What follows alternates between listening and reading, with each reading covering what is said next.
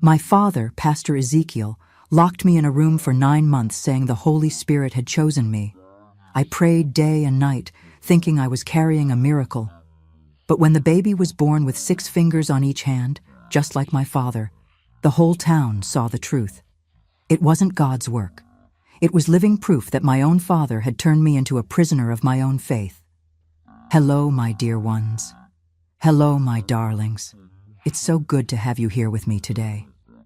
My name is Martha Evangeline Santos. I'm 71 years old, and today I live here in Warm Springs, Georgia, in a simple little house full of peace. Right this moment, as I'm talking to you, I'm here in my kitchen preparing homemade buttermilk biscuits, the real southern kind, you know? The smell of butter and flour baking in the oven is filling the whole house, and look, there's no better perfume than that. I learned to make biscuits from a dear friend, Miss Beatrice, back in the 70s. She was like a mother to me. She used to say the secret was kneading the dough with love, as if you were kneading away life's sorrows. And look how many sorrows I've had to knead away, my dear. Every Saturday morning I wake up early, at 5 o'clock, to prepare these batches. I sell them at the farmer's market downtown, near the bus depot. It's a little money that helps with my social security, but more than that, it's therapy for me. Each biscuit I shape with these old hands is a prayer of gratitude for being alive, for being free, for being able to cook what I want, when I want, without having to ask anyone's permission. Oh, and before continuing my story, I wanted to make a special request to those of you watching me now. If this video touches your heart in any way, please click that subscribe button and the bell. And you know what else? Tell me here in the comments. From which corner of the United States or the world are you watching me? And at what time of day did you find this video? Are you having your morning coffee? Resting after lunch? Or is it already evening and you're reflecting on the day? I read every comment you leave, every word of affection, and I imagine you there on the other side of the screen. Tell me, okay? Let's create a chain of love. Look, my loves, the story I'm going to tell today is heavy. It's a story I've carried for over 50 years, a story that for a long time I was ashamed to tell. But today, at 71 years old, with my hair all white and these wrinkles that mark every tear I've shed, I've learned that my silence doesn't protect anyone. My silence only protected those who hurt me. I'm going to talk about religious manipulation. I'm going to talk about how someone who should have protected me used faith, my purest and most sincere faith, as a weapon against me. I'm going to talk about how I was imprisoned inside my own home, inside my own belief, thinking I was living a miracle, when in reality I was living the worst nightmare a daughter can live. If you or someone you know is in a church where the leader places himself as a god, where he controls every aspect of your life, where you're afraid to question or leave. My dear, my child, pay attention to this story, because the devil doesn't always come with horns and a tail. Sometimes he comes dressed as a pastor, with a Bible in hand and verses on his lips. Back then, in 1972, I was only 18 years old and lived in Warm Springs itself, just on the other side of town, in a big house behind the Pentecostal Ark of Salvation Church. My father was Pastor Ezekiel Evangeline. And starting to tell this story, my dears, is like opening an old wound that never healed properly. But let's go. Let's go on this journey of pain together, and in the end, I promise, of liberation. To understand how I got where I got, I need to go way back, when I was just a little girl running barefoot through the churchyard. I was born in 1954, right here in Warm Springs, at a time when the town still had that air of a peaceful southern town, with the nice houses and families who had been there for generations. But my reality was very different from all that charm. My mother's name was Eulalia Beatrice Evangeline. She was a tiny woman, thin, always dressed in those long, dark dresses my father demanded. She had a tired face, you know. Even when I was small, and she must have been in her 30s, she already looked old. Her eyes were sunken, always frightened, always looking at the floor. She never hugged me in front of my father, never sang, never smiled. Today I understand that my mother lived with as much fear as I would come to live with later. We lived in a big wooden house painted white, right behind the Pentecostal Ark of Salvation Church. The church was in front, on the main street, and our house was behind, hidden by a tall wooden fence. It was a 3-bedroom house with a big kitchen that had a huge black wood-burning stove. I loved when my mother lit that stove on cold winter mornings. Warm Springs has a bone-chilling winter, my people. The front room was forbidden to me. It was my father's sacred office, where he prepared sermons and where he received the faithful who came seeking counseling or prayer. I was an only child. My mother had lost 3 babies before me. She would tell quietly, when my father wasn't around, that it had been God's will. After me, she never got pregnant again. Today, I wonder if that was her choice, if it was her body that couldn't take any more, or if my father simply decided that one child was enough for his ministry. My routine as a child was different from other girls my age. I woke up at 5 in the morning with the church bell that rang for the first prayer of the day. My father demanded that I be present at all services, and there were services Monday, Wednesday, Friday, and Sunday, sometimes 2 on Sunday. Before school, I had to read 3 chapters of the Bible. My mother checked if I had actually read them, asking me questions about the verses. I studied at Franklin D. Roosevelt Elementary, a public school near downtown. I walked there and back, always accompanied by my mother or some sister from the church. My father said that the world out there was full of demons and that I needed to be protected. I couldn't play in the street like other children. I couldn't go to my classmates' houses. I couldn't participate in the school Halloween parties because they were pagan celebrations. The only friends I had were the daughters of church members, and even then, our play always happened in the churchyard, always watched by some adult. We played Ring Around the Rosie, sang those gospel songs, pretended we were preaching to the rag dolls we made ourselves. I never had a real store-bought doll. My father said it was vanity. I remember when I was about 7 years old, I received from a distant aunt a tiny plastic doll, one of those that came inside chocolate eggs. I hid her inside my pillowcase. She was my secret treasure. I talked to her quietly at night, gave her a name. I called her Clara. One day my father searched my room. He did that from time to time, said he was driving away evil spirits, and found the doll. He took her in front of me, went out to the yard, and burned her in the trash barrel. While the little doll melted, he made me kneel on the hot cement floor of the yard and pray, asking forgiveness for idolatry. I stayed 3 hours on my knees in that midday sun. I was 7 years old. But it wasn't just with me that my father was like this. With my mother, it was worse. Much worse. She couldn't cut her hair. He said the Bible forbade it. She couldn't wear pants. Couldn't talk to men, not even at the market. She didn't have her own money.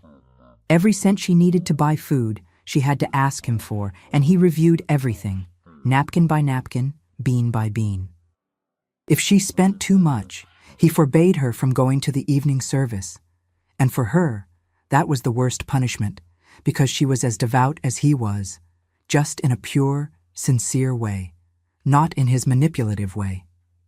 In town, my father was treated like a king, like a saint. People tipped their hats when he passed on the street, kissed his hand, asked for his blessing. The church was always packed, especially during the healing campaigns he did every Wednesday night. I saw people arriving with canes and leaving running. I saw barren women who got pregnant after he prayed. I saw demon-possessed people writhing on the floor and then getting up healed. I believed in all of that. I thought my father was really chosen by God. But at home, there was something strange. My father had some rituals that only happened when it was just the 3 of us. He prepared a wine that he called consecrated wine. He said it was special, anointed, that it brought spiritual protection. He gave it to my mother and me, always at night after the service. My mother drank without questioning. Me too. The taste was bitter, kind of sweet, strange. And after drinking, I would get a heavy sleep, a sleep that felt like I was falling into a bottomless pit. I'd wake up the next day with a dry mouth and a horrible headache, not really remembering anything. I thought it was normal. I thought everyone who was consecrated to God drank that special wine. I only understood what it was much, much later. And when I understood, my dear, I almost went crazy. When I turned 12, my father announced in church that I was ready to serve the ministry. He made me wear a long white dress, took me to the altar on a Thursday night, and performed a ceremony he called Consecration of the Virgin to the Lord. All the brothers and sisters of the church prayed for me, laid hands on my head, prophesied that I would be a vessel of honor in God's hands. I felt special. I felt chosen.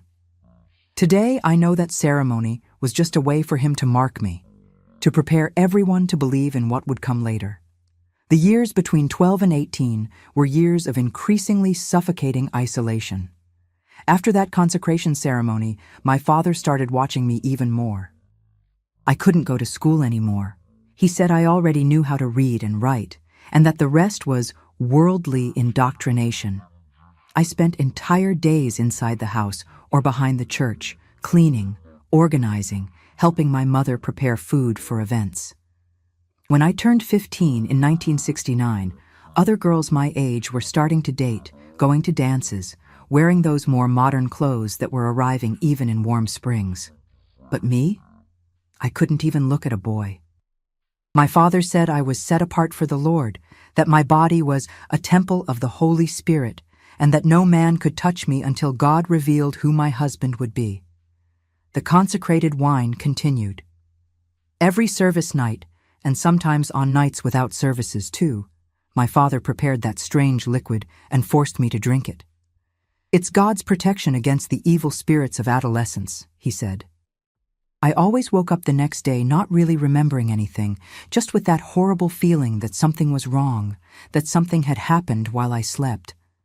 But I couldn't put my finger on what it was. My mother was increasingly faded. She hardly spoke anymore. She had purple bruises on her arms that she hid with long sleeves. When I asked, she said she had bumped into something accidentally.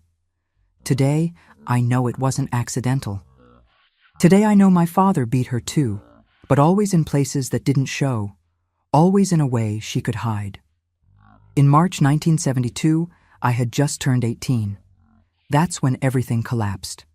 It all started on a Sunday morning. I woke up with terrible nausea. I ran to the bathroom and threw up everything in my stomach. My mother knocked on the door, worried. "Martha, are you feeling sick, dear?" "I think it was something I ate yesterday, Mom. My stomach is upset." But it wasn't just that day. It was every day, every morning, that nausea. I didn't understand. And there was something else, too. My period wasn't coming. It had been 2 months since it came. I was getting terrified. One afternoon, when my father had gone out to visit some sick church members, I cried in my mother's lap. "Mom, I think there's something very wrong with me. I'm getting nauseous every day, and my period hasn't come in a long time." My mother turned white, white as the wall. She grabbed me by the shoulders and looked deep into my eyes. "Martha, listen to what I'm going to ask you and answer truthfully. Did you lie with any boy? Did you let any man touch you?" "Mom, how can you ask such a thing?" I shouted, offended. "I've never even looked properly at a man. I'm consecrated. I never did anything like that." And it was true. Or at least it was what I thought was true. I was a virgin. I was sure I was a virgin. I had never touched any man, had never been touched by any man. How could I be pregnant? But the symptoms continued. My belly started to swell. My breasts started to hurt. I was terrified, my people. I thought I had a serious illness, a tumor, something terrible. I begged my mother to take me to a doctor. "I can't, Martha. Your father won't allow it. He says doctors are worldly things, that we have to trust only in God." Weeks passed. My belly grew. And then, one day in May, I'll never forget this day, my father entered my room. I was lying in bed, crying, with my hand on my belly that was already round, impossible to hide. He closed the door behind him, sat on the edge of my bed, and smiled. That calm smile, that smile that always gave me chills. "Why are you crying, my daughter?" "Dad, I'm sick. I think I have a tumor, something horrible. My belly is growing and I don't know what it is," I sobbed. He took my hand. His hand was cold. "You're not sick, Martha. You're pregnant." The world stopped. I felt like I'd been punched in the stomach. "What? What do you mean pregnant? That's impossible. I've never been with anyone. I'm a virgin, Dad. You know I'm a virgin." He squeezed my hand tighter. His smile grew bigger. "I know you're a virgin, my daughter. You are pure, you are holy, and that's exactly why you were chosen." "Chosen? Chosen for what?" I was starting to panic. He got up, went to the window, stood looking outside at the yard trees with his hands behind his back, always with gloves. He always wore those black gloves, even in the heat. He said it was to protect his hands so he could bless the faithful. "Martha, do you remember the Bible stories? Do you remember Mary, Jesus' mother?" "I remember," I answered, confused, not understanding where he was going. "Mary was a virgin, and the Holy Spirit descended upon her, and she conceived the Savior. She was chosen, Martha. Among all the women in the world, she was chosen to carry God's Son." He turned to me. His eyes were shining strangely. "And you, my daughter, you were also chosen." I froze, couldn't process what he was saying. "What are you trying to say?" "You are pure. You are consecrated. And while you slept, protected by the sacred wine, covered by the prayers of this house, the Holy Spirit touched you. You were chosen to carry a prophet, Martha, an anointed one, a child of promise." I started to tremble. My whole body trembled. "But Dad, this doesn't make sense. I didn't feel anything. I didn't see anything." "Of course you didn't see, my daughter," he said, with that gentle voice, that preaching voice. "The Spirit of God moves in mysterious ways. You were in a deep sleep, in a spiritual trance. It was in that state of grace that the miracle happened." He sat back on my bed, held my face with both gloved hands. "Don't cry. You should be happy. You were chosen for a sacred mission. This baby you're carrying will be a powerful instrument in God's hands. He will continue this church's ministry. He will be a sign to the world that God still performs miracles." I wanted to believe. My people, I wanted so badly to believe. Because if I didn't believe that, the only other explanation was impossible, unthinkable, something my mind refused to process. So I clung to that lie. I clung to that miracle story like someone clinging to a board in the middle of the ocean. But Dad and people, what will people think?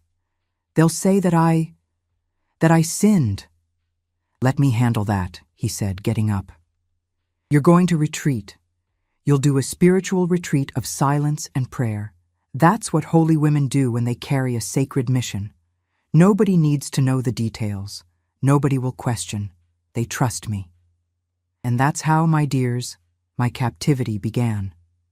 That's how my father turned me into a prisoner inside my own house, using my faith, using my innocence, using my ignorance against me. He convinced me I was living a miracle, when in reality, I was living the worst kind of violation a daughter can suffer. 3 days after that conversation, my father took me to the attic of the parish house. It wasn't our house where I lived with my mother.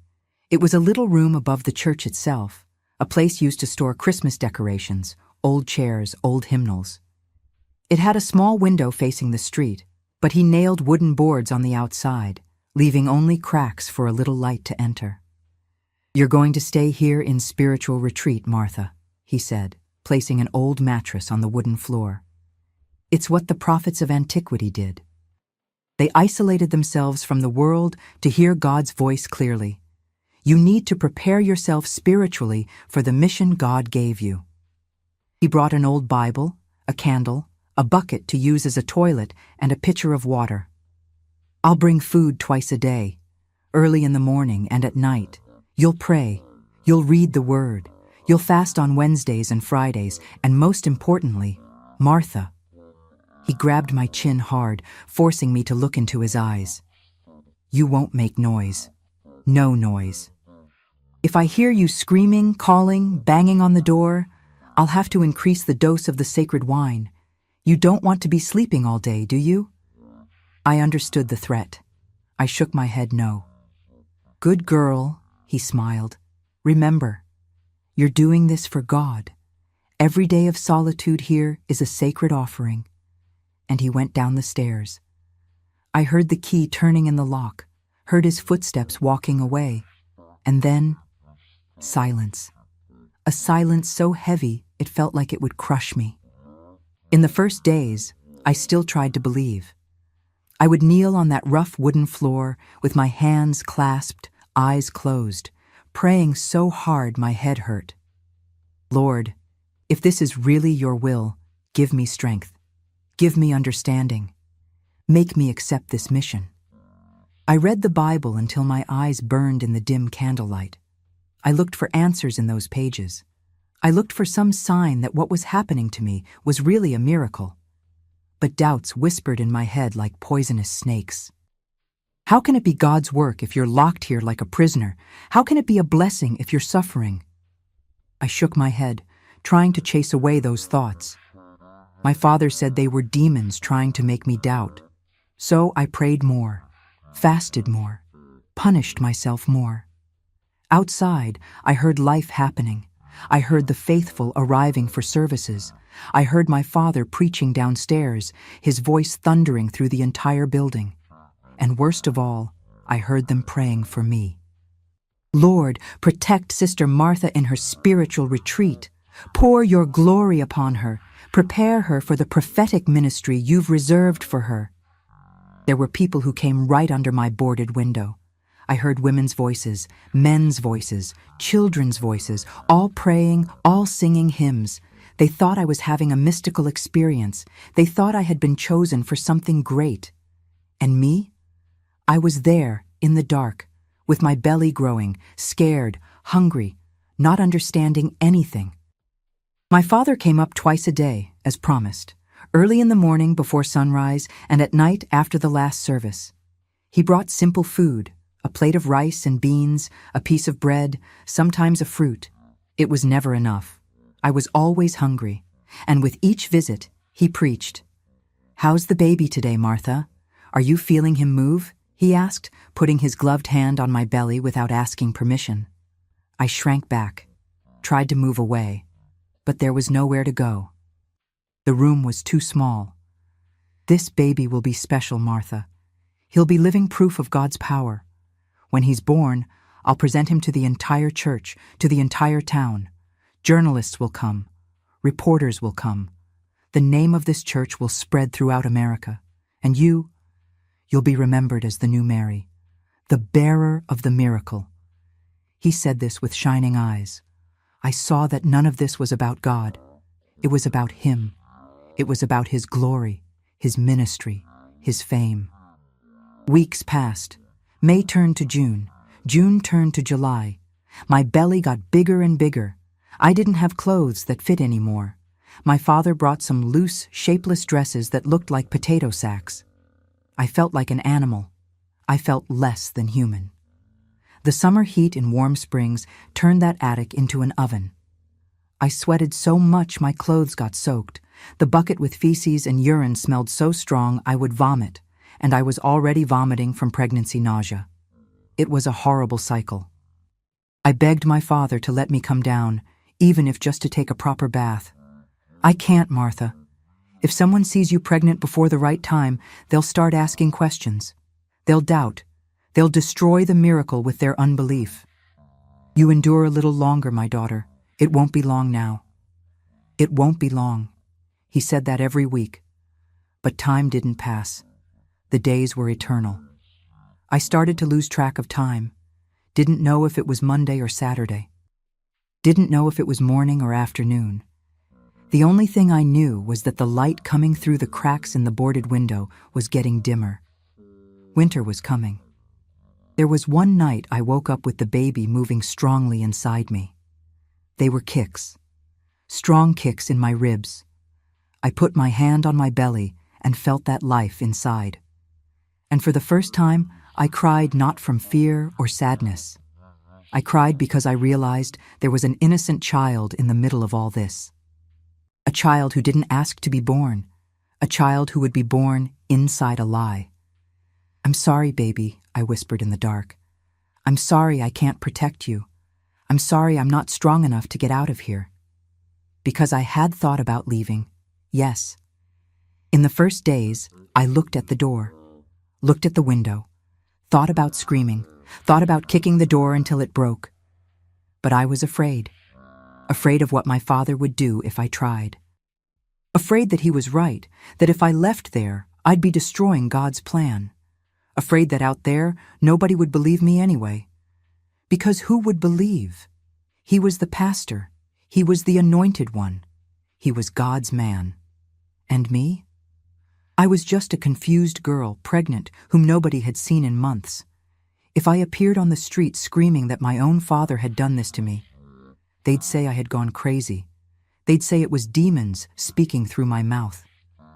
They'd tie me up and bring me back to him. So I stayed quiet, accepted the food he brought, read the Bible, prayed, and waited. Waited for that pregnancy to end. Waited for the baby to be born. Waited for when it was all over, somehow I could have my life back. But deep down, I knew. I knew that after that baby was born, nothing would go back to normal. Nothing would be like before. Because how do you go back to being the same person after something like this? How do you look at your own father the same way? How do you enter a church and worship the same God who supposedly had allowed all of this? In August, I started having a terrible thought, a thought that scared me. I started thinking, what if when this baby is born, there's something in him that proves it wasn't a miracle at all? Some sign? Some mark? I didn't know what. But I felt, deep in my heart, that the truth would appear somehow. That God, the real God, not the false God my father preached, wouldn't let this lie continue forever. And I was right, my people. I was so right. I just didn't imagine the proof would be so clear, so screaming, so impossible to deny. September arrived bringing that cutting cold of warm springs that I knew so well. But there in the attic, the cold came through the cracks in the boarded window and froze my bones. My father didn't bring enough blankets. He said the cold purified the spirit. I shivered all night, hugging my huge belly, trying to keep the baby warm. My lips turned purple. My fingers and toes went numb. I blew on my hands trying to warm them, but it was useless. It was on a September afternoon. I remember it was a Thursday because I heard the church bell ringing for choir rehearsal, that everything inside me broke for good. My father came up at the wrong time. It wasn't mealtime.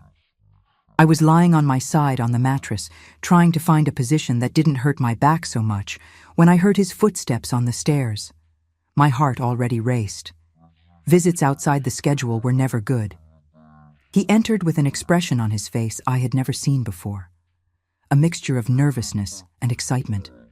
His eyes had a strange, feverish glow. "Martha, get up," he ordered, not even closing the door properly behind him. I was lying on the mattress. Getting up was increasingly difficult with that belly. I leaned on the wall, groaning with the effort, and managed to stand with difficulty. My legs trembled, partly from the cold, partly from fear of what would come. "Take off that dress." The world stopped. My blood froze in my veins. "What?" I whispered. "Why?" "I said, take off the dress," he shouted, and that shout made me jump with fright. The baby inside me moved violently, also scared by the sound. I need to examine. I need to see if everything is okay with the baby. I need to see if he's in the right position to be born. I need to see if you're dilating. "But Dad, you're not a doctor." "I don't want..." Please don't make me do this. My voice was coming out thin, broken from so much fear. He took 2 quick steps in my direction and grabbed me by the arm.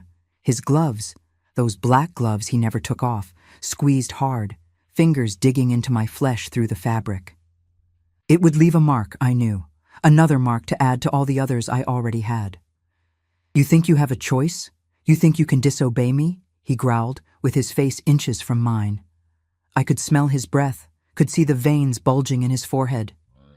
I'm the only one taking care of you. I'm the only one who knows this secret. If you don't do what I'm telling you, I might as well let you and this baby die here. Who's going to know? Who's going to question? I'm the pastor. I'm God's man in this town. He pushed me against the wall. My whole body hit the rough wood, and I let out a moan of pain. I felt a splinter entering my back through the thin dress. The baby inside me gave a hard kick, desperate, as if trying to protect itself, trying to protect me.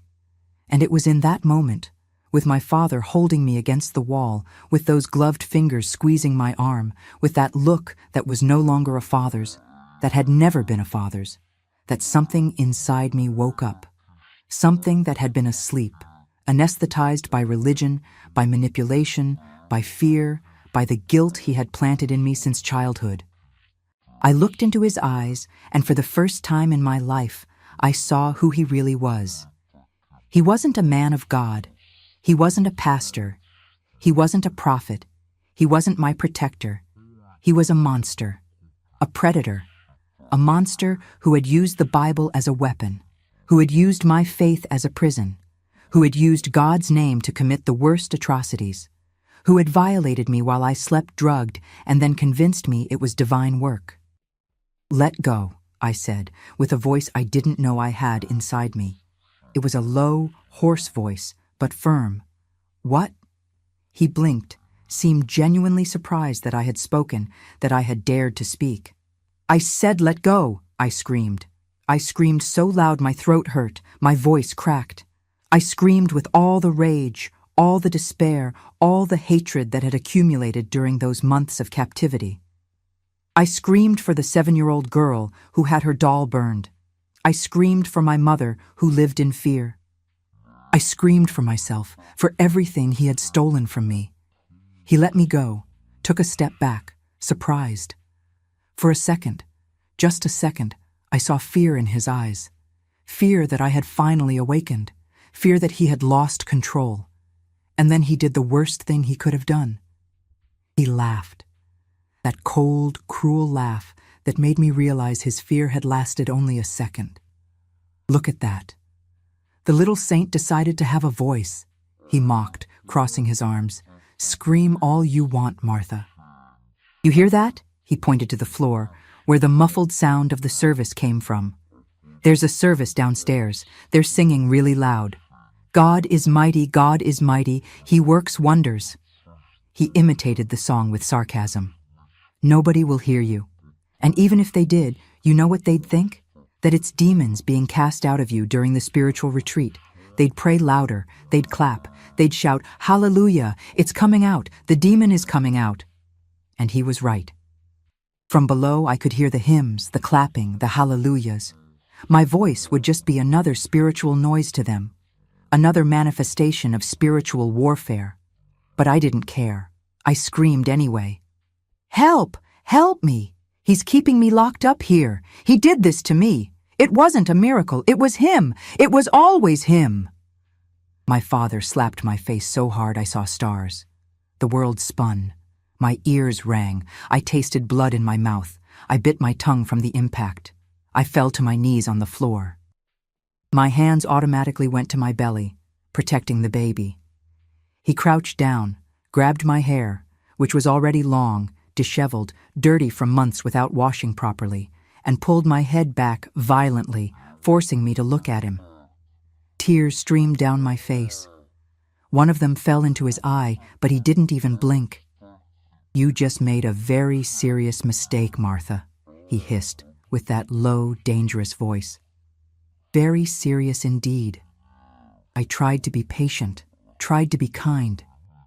But you don't learn. So now you'll learn the hard way. He let me go with a push. My head hit the wooden floor. He got up, adjusted his suit, ran his hand through his hair as if nothing had happened. "Stay there thinking about what you did," he said, already at the door.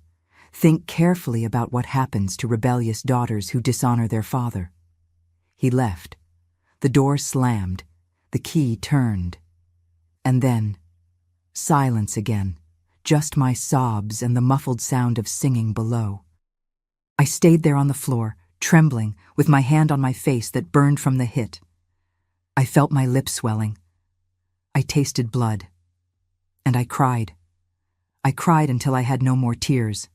I cried until my whole body ached from sobbing so much. I cried until the baby inside me stopped kicking, as if he too had given up. That night he didn't bring food, nor the next morning, nor at lunch, nor at dinner. I went 24 hours without eating anything, just with the water left in the pitcher. My stomach rumbled so loud it sounded like thunder. The baby moved restlessly, desperate, feeling my hunger, feeling my weakness. I apologized to him all the time. I'm sorry, I promise I'll feed you as soon as he lets me. I'm sorry." When he finally came back that night, or was it 2 nights later? I had already lost track. He brought food. A plate of thin soup with some potato pieces floating. But he also brought the consecrated wine, that cursed liquid. "Drink," he ordered, extending the cup. I looked at the food, looked at the wine, looked at him. "No," I said. My voice came out weak, but firm. For the first time in my life, I said no to him. He crouched down to my height with that cold smile, that smile of someone who knows they're going to win. "You're going to drink, the easy way or the hard way, because if you don't drink," he pointed to the food, "this is going away, and I'll close this door and won't come back. And when they find you in a few days, you and this baby will be dead from hunger and thirst. You'll be so dehydrated, your skin will be stuck to your bones. Is that what you want? Want to kill the miracle baby?" I knew he was capable. I knew he wasn't bluffing. I looked at the cup, looked at the food. My hand trembled when I took the wine. I brought it to my lips. The smell made me nauseous. But I drank. I drank that bitter, disgusting liquid that robbed me of consciousness, that turned me into a puppet, that made me wake up with no memory and that horrible feeling that something had happened. And as darkness swallowed me, as the world became blurry and distant, I felt a hatred so deep, so visceral, it felt like it would split me in half. A hatred that burned hotter than fever, hotter than fire. "I will survive this," was my last thought before passing out. "I will survive, and you will pay." I woke up, I don't know how many hours later. The sun was already setting. I could see by the orange rays coming through the cracks. I was back on the mattress, covered with that thin sheet. My mouth was dry as sandpaper. My head throbbed. And there was a new pain, a low, deep pain in the hip region that came and went in regular waves. At first I thought it was just another pregnancy discomfort. God knows I had pain all the time, in my back, legs, chest. But this was different. This came in waves. It squeezed, squeezed, squeezed, and released. And after a few minutes, it came back. The pains got stronger, more frequent. I timed them by the church bells. At first a pain came every half hour, then every 20 minutes, then every 10. And then I understood, with a terror that froze me to the bone, the baby was coming. Contractions had started. Labor had begun.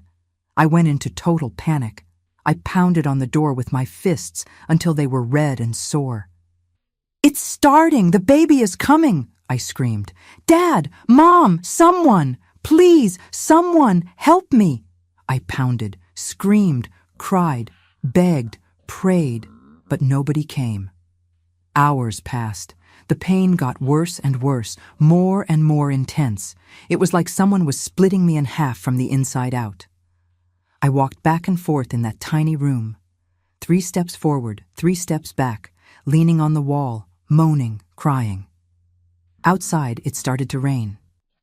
A heavy rain, noisy, with thunder that made the whole building shake.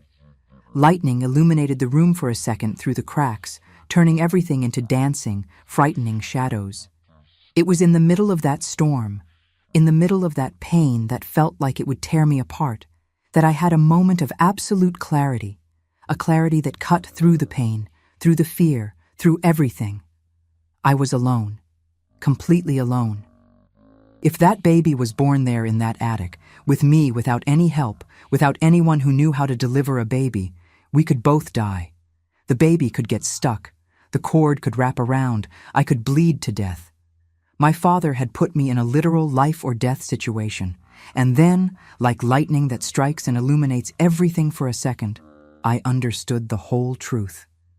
He didn't care if I died. In fact, maybe it would even be better for him if I died in childbirth. Without a mother to tell the story, the baby would be his alone. He could create any narrative he wanted. He could say I had died in childbirth after carrying a miracle baby, that I had given my life for God's cause. It would be the perfect story. The virgin martyr who died giving birth to the prophetic son. The books they would write. The faithful who would come from all over America. The fame, the glory. And the baby? He would raise this baby in a lie. Would raise him to be an extension of his ministry. To be a puppet. To perpetuate the cycle of abuse. No, I said out loud, between one contraction and another. The word echoed in that small room. No, I'm not going to die here. I won't let you win. I won't let you do this to my son. But I didn't know how to get out of that. The door was locked. I had tried 1,000 times. The window was boarded from the outside. I didn't have the strength to tear off those boards. The contractions were getting closer and closer. I could feel the baby descending, pressing, forcing its way. I knew, by some primitive instinct that all women have, that there was no turning back. That child was going to be born there, whether I wanted it or not, with help or without help. So I did the only thing I could do, the only thing I had left. I knelt on that dirty wooden floor, in the middle of that storm, in the middle of that pain. I put both hands on my belly, feeling the baby moving inside, fighting to be born. And I talked to him. I talked to that child who hadn't come into the world yet, but was already suffering the consequences of the father's sins. Listen, my son, or my daughter. I don't know what you are, I whispered between sobs, between contractions. I don't know if you can hear me in there, but I need you to help me. I need you to be strong, stronger than I was, because we're going to survive this. Both of us. I swear by everything that's sacred, by the true God, not the false God your grandfather preaches, that we're going to survive. A strong contraction bent me, made me scream. But I continued, holding my belly as if I could hug that baby through my skin. And when we get out of here, not if we get out, when, I'm going to tell the truth, the whole truth. It doesn't matter if nobody believes. It doesn't matter if they call me crazy, a sinner, a liar. I'm going to tell. And you? I swallowed the sob. You'll be the proof. I don't know how yet. I don't know in what way. But God, the real God, who sees everything, who knows everything, He won't let this lie continue forever. He'll find a way to reveal the truth. And you, my baby, you'll be the instrument of that revelation. Another contraction, stronger. I screamed. I lay on my back on the mattress. The storm outside was getting more and more violent, as if the sky was crying with me, as if nature itself was revolted by what was happening. And I, there inside that attic, in the middle of the storm, in the middle of the most intense pain I've ever felt in my life, fought to bring a life into the world in the middle of that hell. That's when I heard footsteps on the stairs, quick footsteps, more than one person. The key in the lock, the sound of metal scraping, the door opening all at once. I turned my head, my neck was wet with sweat despite the cold, and saw my father coming in. But he wasn't alone. Behind him came an elderly woman, small, bent over, with a black shawl covering her white hair. She carried an old cloth bag. Miss Zelda, the oldest midwife in Warm Springs. The woman who had delivered half the town. The woman who had brought 3 generations of families into the world. The woman who, according to my mother had told me once, had delivered my own father 41 years ago. And when I saw her face, eyes wide with horror, mouth open in shock, seeing the state I was in, seeing that filthy attic, seeing an 18-year-old girl in labor alone in the dirt, I felt for the first time in months a tiny spark of hope. A small spark, but one that burned. Maybe, just maybe, I wasn't completely alone after all. Maybe there was still someone in that world who had a shred of decency, a shred of humanity, someone who saw the truth even when it was buried under sacred lies. My God in heaven, Miss Zelda whispered, dropping her bag and running to me. My God in heaven, what have they done to you, child? And I cried. I cried because finally, someone had asked. Miss Zelda knelt beside me. Her hands, old hands, full of wrinkles and age spots, but firm hands that had brought hundreds of babies into the world, touched my forehead. You're burning with fever, child, she said, turning to look at my father standing in the doorway. How long has she been in labor? A few hours, he answered, cold, as if talking about the weather. A few hours? Miss Zelda stood up with an agility I didn't expect from someone her age. And you left her here alone? In this cold? In this filth? Pastor Ezekiel, for the love of God, what kind of place is this? This is no place for a girl to give birth. Zelda, I already explained to you, my father said with that gentle preaching voice. It's a spiritual retreat. The girl needed to be isolated. Miss Zelda pointed to the bucket in the corner, the dirty mattress, the candle that was the only light. This isn't spiritual isolation. This is... She seemed to be looking for the right word but couldn't find it. Zelda, my father said, and this time his voice had a clear threat. You came here to deliver a baby, so deliver the baby. The rest is none of your business. Miss Zelda stared at him for a long moment. I saw something pass through her eyes. Fear, yes, but also determination. She turned to me. It's okay, my dear. It's okay now. Zelda is here. I'm going to take care of you and this baby. Trust me. She opened the cloth bag and started taking things out. Clean cloths, scissors, string. She worked quickly, spreading a cloth on the mattress, preparing everything while my father stood there in the doorway, watching.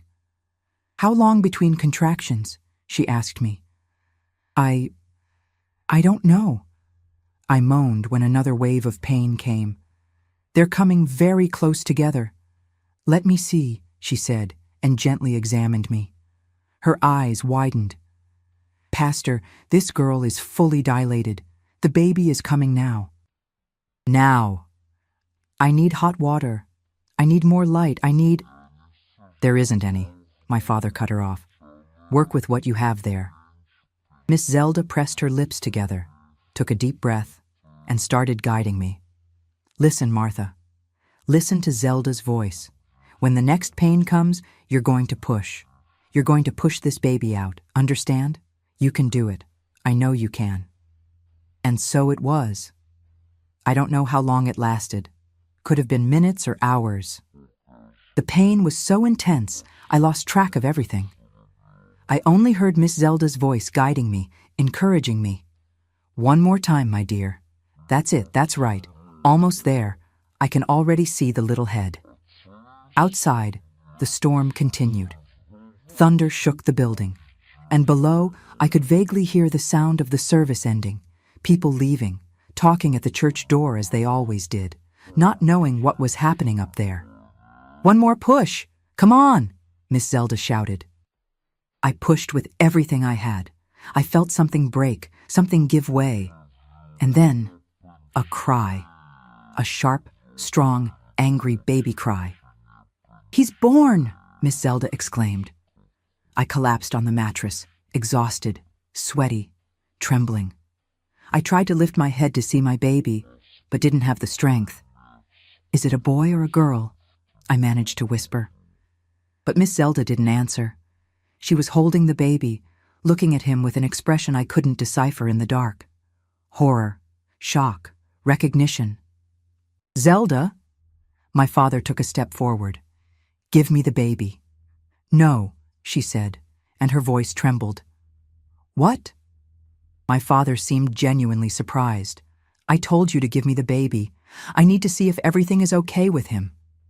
Miss Zelda slowly raised her head and looked at my father in a way that made even him take a step back.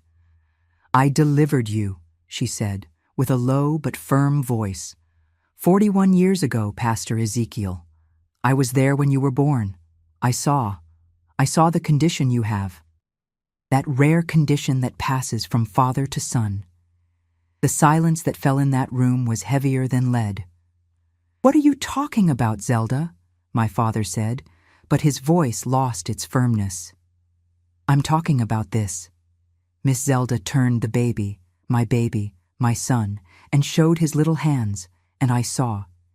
Even in the dim candlelight, I saw. 6 fingers. The baby had 6 fingers on each little hand. "And the feet," Miss Zelda said, showing them. 6 toes on each foot, too. "Ulnar polydactyly bilateral. The same condition you have and hide under those black gloves you wear all the time. The same condition your father had. The same condition that runs through the Evangeline family genetic line." My father turned white as the wall. That doesn't prove anything. It could be a coincidence." "Coincidence!" Miss Zelda shouted. She was trembling with rage. "In the entire town of Warm Springs, in 40 years delivering babies, I've seen this condition once, at your birth, and now it appears again in the baby of your virgin daughter, who you locked in this hole for 9 months, saying it was the work of the Holy Spirit?" She took a step toward him, holding the baby against her chest. "You think I'm stupid? You think I don't know what you did? This baby is yours. You violated your own daughter. You used religion to commit the greatest abomination that exists, and then you had the nerve to call it a miracle. Zelda, you don't understand." My father tried, but she interrupted him. "I understand perfectly." She cut the umbilical cord forcefully, tied it with string. "And everyone will understand too, because I'm going to go down these stairs and show this baby to every person down there. I'm going to show these 6 little fingers. And they'll remember that there's only one family in this town with this mark. The Evangeline family, your family." My father moved fast, faster than I imagined he could move.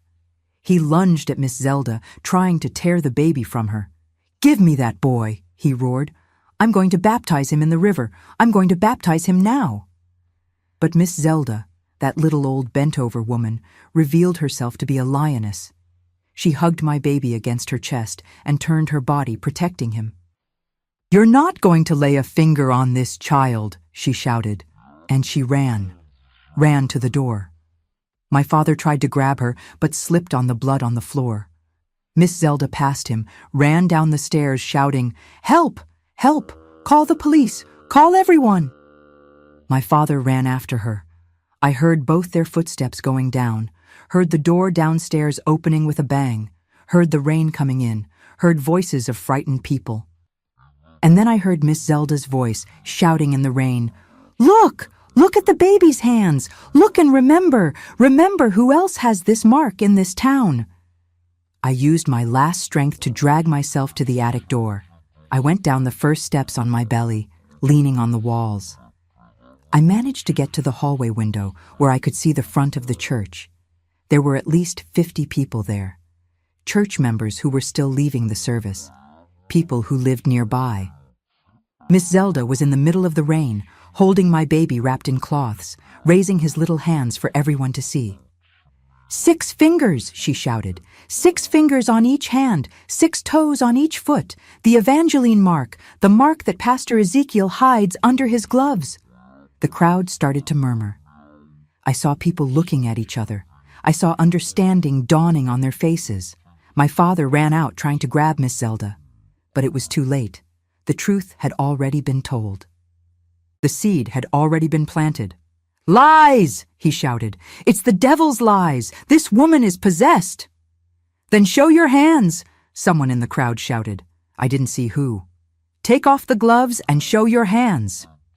"I don't need to prove anything to you," my father yelled. "Show your hands!" another shouted. "Show! Show! Show!" The crowd started to chant, and then something happened that I'll never forget until the day I die. A man, Brother Vincent, who was a church deacon, lunged forward and tore the gloves off my father's hands by force. And there they were, 6 fingers on each hand, living proof, the DNA signature that God had placed there. The silence that fell was deafening. Even the rain seemed to have gotten quieter. And then the scream. "He did this to his own daughter. Monster! Abomination!" The crowd that had previously worshipped that man, that kissed his hands, that knelt at his feet, now advanced with rage. Stones started to fly. Someone lit a torch despite the rain. "Let's burn him! Justice! Devil of a man!" My father tried to run, but they surrounded him. It was the police siren that saved him. 2 officers who worked nearby heard the commotion and came running. They had to protect my father from the very crowd that had previously worshipped him. I saw when they put him in the squad car. I saw his face, for the first time without that mask of holiness, just pure, raw fear. Fear of being discovered, fear of paying for what he had done. The officers came up the stairs. They found me collapsed in the hallway, bleeding, exhausted. A woman from the crowd, Sister Sarah, ran to help me. "My God, child, what did he do to you?" Miss Zelda also came up, still holding my baby. She knelt beside me. "Your son is fine, Martha," she said, placing him in my arms for the first time. "It's a boy, a strong boy. And these little fingers your father wanted to hide, they saved you both. They were the proof God left, the mark that can't be lied about."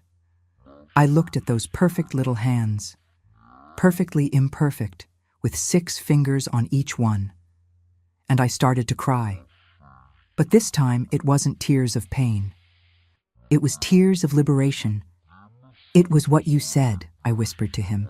"You're the proof that brought down the monster." They took me to the hospital that night. They cleaned me, they cared for me, they fed me. And for the first time in 9 months, I slept a sleep without drugs, without nightmares. I slept knowing I was free, that my son was safe, that the truth had won. 3 days later, they did the DNA test. Just a formality. Everyone already knew. My boy's little hands had told the whole story. My father never got out of prison. He died in there 7 years later, alone, hated, forgotten. His name was erased from all the church plaques. The Pentecostal Ark of Salvation Church closed its doors. Nobody wanted anything associated with that place anymore. And me? I raised my son, with lots of love, with lots of therapy, with lots of support. We operated on his little hands when he was 3, not because there was anything wrong with them, but because I didn't want him to suffer bullying. He grew up knowing the truth. I never lied to him. And today he's a good man, my people. A good man. Living proof that evil is not hereditary. Only genetics is.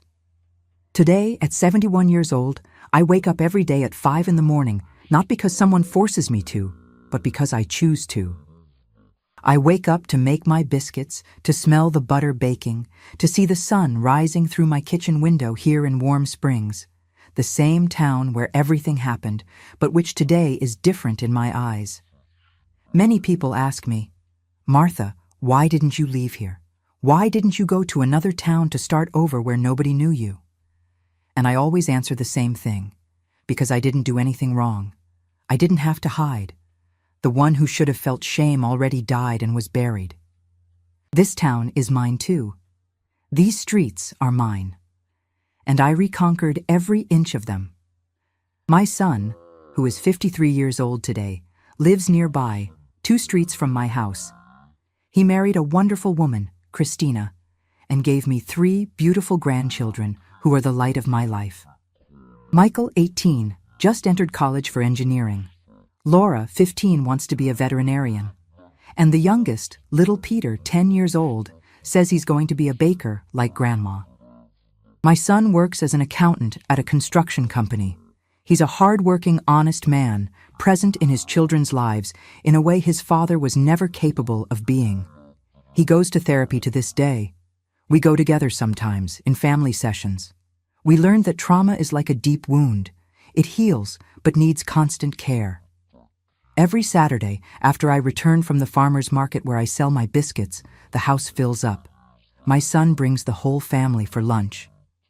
We eat that good Southern food, greens, cornbread, fried chicken, rice. The grandchildren run through the yard. Christina helps me wash the dishes while we talk about everything and nothing. It's these simple moments that make me grateful for having survived, for being here, for being able to live this. I'm also part of a support group for women victims of violence, right here in town. Once a week, we meet in the Catholic Church Hall. Yes, I changed religions. I couldn't enter an evangelical church anymore. And we talk, we cry, we support each other. There are women of all kinds there. Women who were beaten by their husbands. Women who were abused in childhood. Women who were manipulated by religious leaders like I was. I don't tell my whole story every time. It would be too heavy. But when a new woman arrives, lost, thinking nobody will believe her, that she's to blame for what happened, then I tell. I show that it's possible to get out. It's possible to survive. It's possible to rebuild. I have a simple life. My social security is small. The money from the biscuits helps. I don't have luxuries. But I have peace. I have a clear conscience. I have my grandchildren's love. I have the friendship of the women in the group. I have this warm kitchen where I make my biscuits every dawn, listening to the radio play those old songs that remind me I survived. Sometimes I still dream about that attic. I wake up sweaty, heart racing. But then I get up, turn on the light, look around and remember I'm not there anymore. I got out. I won. And no nightmare can take that away from me. The building where the church was demolished 15 years ago. In its place, they built a small grocery store. Every time I pass in front, I breathe deeply and give thanks. I give thanks because that place of horror doesn't exist anymore. I give thanks because the truth prevailed. I give thanks because those 50 people who were in the rain that September night in 1972 chose to believe a brave midwife instead of continuing to believe in a comfortable lie. Miss Zelda died 20 years ago, but before dying, she told me something I never forgot. Martha, that baby was born with 6 fingers, not by chance. God left the mark of truth on his body. Because lies can be beautiful, but truth leaves a scar that can't be hidden. And she was right. Truth leaves a mark, and I prefer to live with the marks of truth than with the comfort of lies. My dears, if you're listening to me now and recognize something from my story in your life, I need to tell you something very important. You're not crazy, you're not exaggerating, and you are not to blame.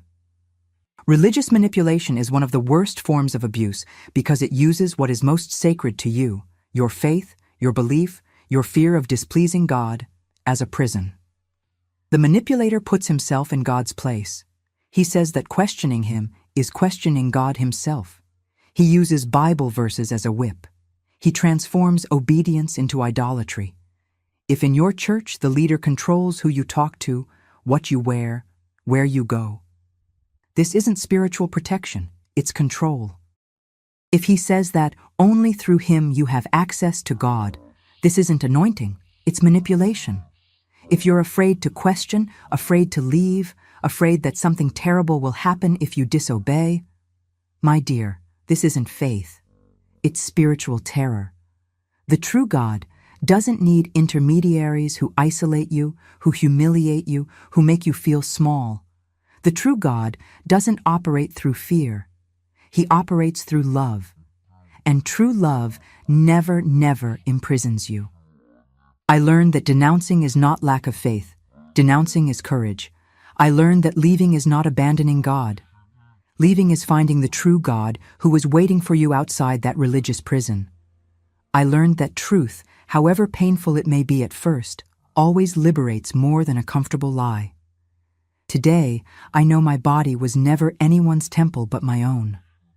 Today, I know that no man, no matter how anointed he claims to be, has rights over me. Today, I know that God left the proof on my son's body precisely because truth always comes to light, always finds a way to scream even when the mouth is silent. If you're in a situation like this, seek help. Talk to someone outside that community. Look for protection organizations in your country, in your town. Record conversations if you can. Document everything. And most importantly, believe in yourself. Your instinct that screaming something is wrong? It's right. And to you who watched me until here, who heard this whole story, I make a request from the bottom of my heart. Subscribe to the channel, turn on the bell, because every person who hears this story is one more person who will recognize the signs of spiritual abuse when they see it. Each of you can be the Miss Zelda in someone's life. That brave person who chooses truth even when it's dangerous. And leave me a word here in the comments. Write this. Truth. Just that word. So I know you understood. That you'll be alert. That you won't let any false prophet destroy any more lives. Do it now. Don't wait another minute. Because every second counts when it comes to protecting the vulnerable from the clutches of those who use God's name in vain. Truth always liberates. Always. I am living proof of that.